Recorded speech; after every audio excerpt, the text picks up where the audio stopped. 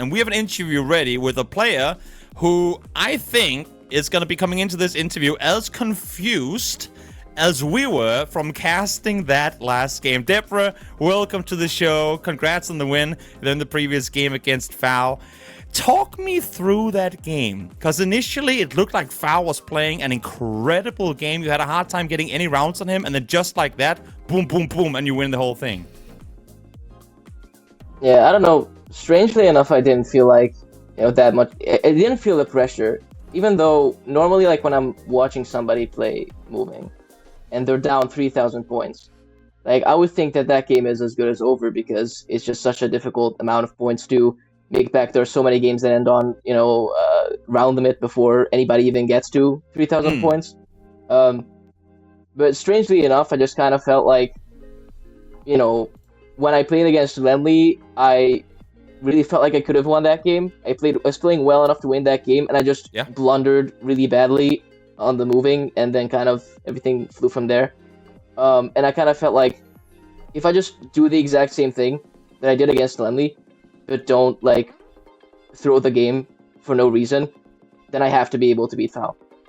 I just felt like this was my time. I have already done this once against an entirely different Canadian, but a Canadian that is they're very close to Foul, like geographically.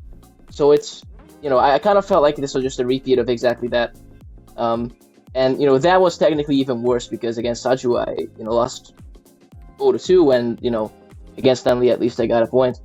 So yeah, the moving was fine. I was really glad to be able to use a US area code. Always really happy to do that. It was 610 Allentown, and also I was a little bit worried because that area code extends all the way down to the Maryland border, and I thought that maybe it could be Foul could have found something, and that it's not actually good for me. But thankfully it was just enough. It was just about enough points. It always feels a little bit,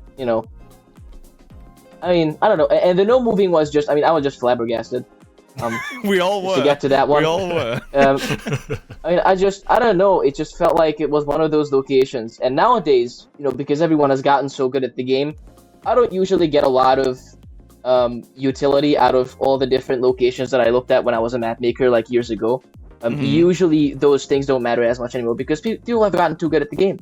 But that was one of those locations where I will have seen that a number of times. Maybe not that exact road, but there's really mountainous New Zealands with towering peaks and it's like distinct jungly vegetation. It's a strange pairing, doesn't happen in a lot of places.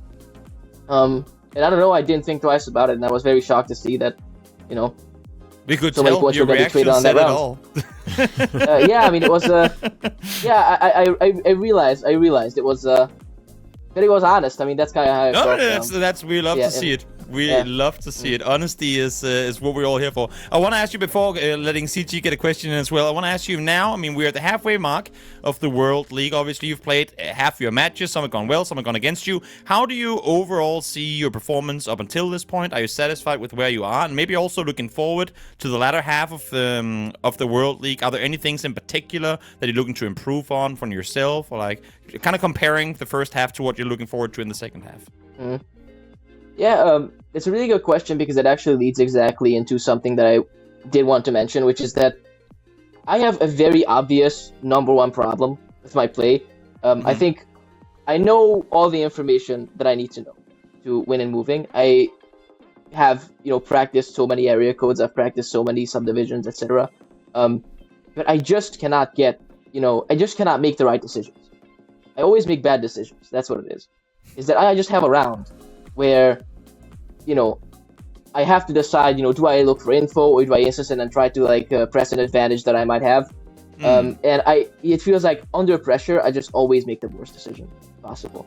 There was a game against Strichter. I don't remember if it was on stream. I don't think it was. But against Strichter, my first game, I lost the moving because there was just a round with a bunch of, I don't even know if they had octagonal pools, but I think I just straight up went Mexico on Colombia. I just sent it. And it was the most, why? Why would you, there's no reason to do that. It's always things like this. The NMPZ I felt fine about because, it doesn't feel good losing on Norway given that it's supposed to be one of my better countries. but it's NNPZ. There's nothing more NNPZ, nothing more authentically NNPZ than getting a country wrong. Okay, True. that's how this works. That's always gonna happen. But the moving, I just need to get over the fact that I always make really bad decisions. Like, I have the knowledge, I have so much info that I've learned, but it's just I can't deploy it if I blunder every easy round that I find. Where, yeah, I don't know. No, it makes That's one perfect thing to sense. improve on.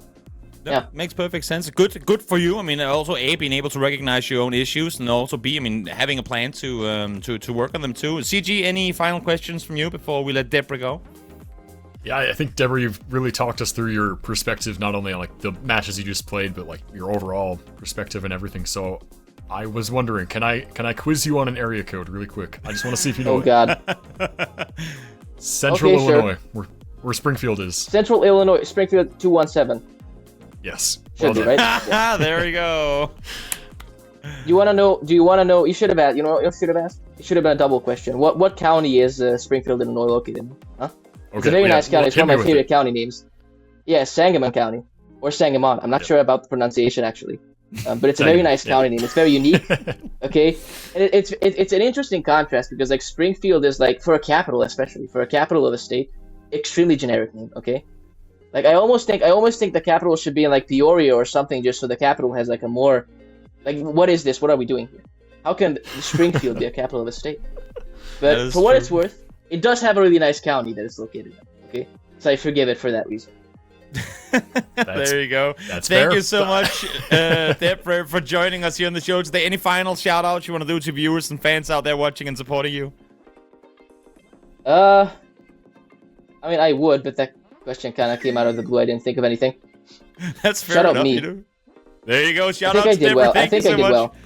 Thank you so much Yeah. for joining us, and congrats on the quick, swift win there against FAO here to end off the broadcast. We will let you get back to your doing your thing, get back to the game, and yeah, again, thank you so much for joining us.